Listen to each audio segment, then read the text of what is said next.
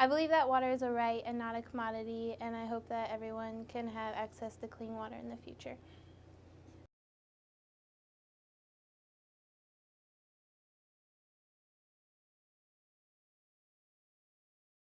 A lot of people think that water should be a commodity, but I don't think so, because after taking this class, I realized that it's wrong to have water as a commodity because it's essential to life, and I think it would be unjust to have someone pay for something that they may not be able to pay for.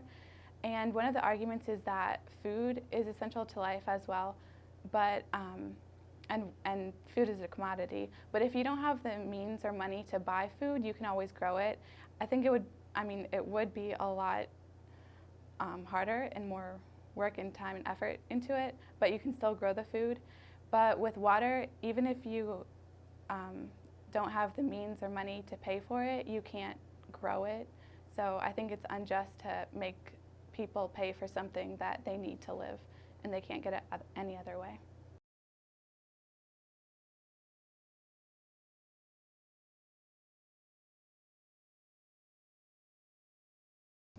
Women being primary water fetchers in the village. Water is like, normally 4 to 5 miles away, and they have to carry up to, almost 40 pounds of water on their head, each way sometimes, I guess, or not each way, but I guess one way. But that's just a huge thing that totally escapes us Americans over here, and I just don't really think that people have a concept of the kind of strain that puts on the human mind and body just to have to undergo such strenuous conditions just to get something so simple as water. I think that kind of escapes many of us Americans here, especially that are living a privileged life.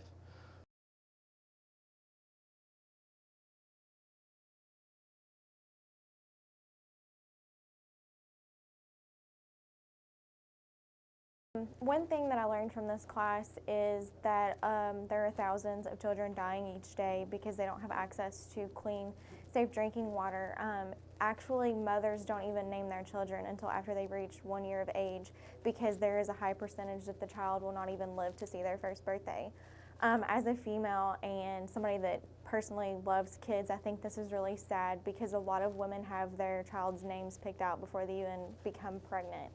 And to know that there's a great chance that your child will not even live to see their first birthday due to water is kind of a really sad thing that I think that the world is dealing with, and I think that something needs to be done about that.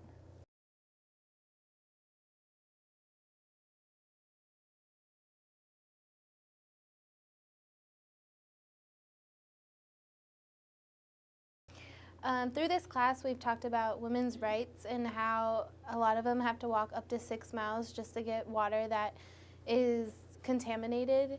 And I thought this was really sad because it's preventing them from going to school and getting education.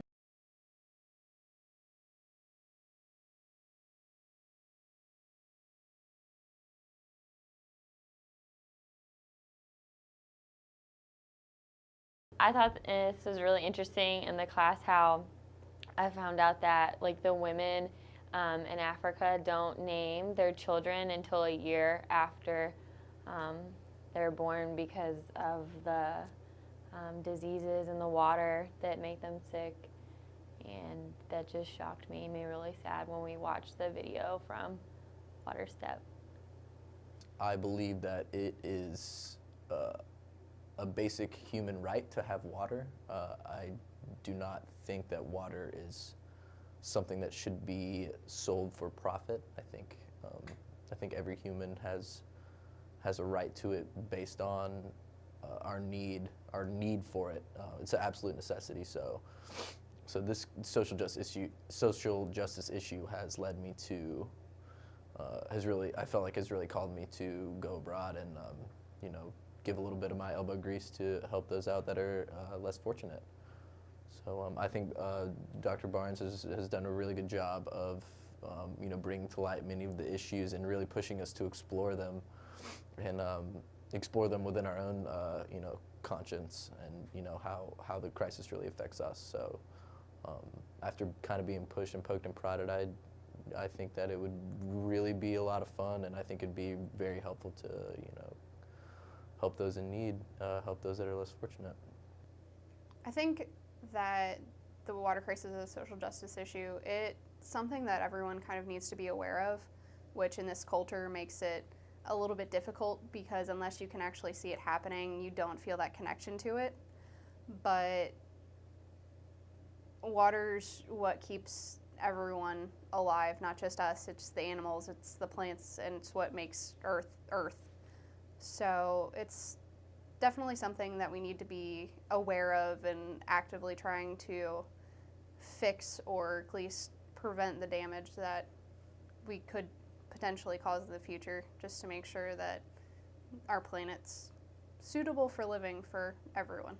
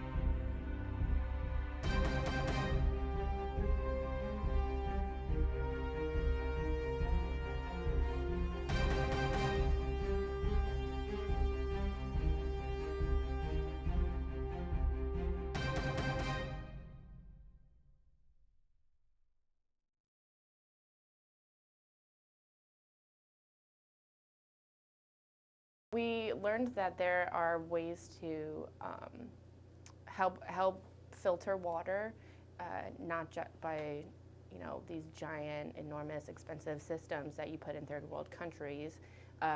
WaterStep has come up with a system where it's a chlorine generator, so it takes the dirty water and it puts it through this process, and it creates clean water straight from that.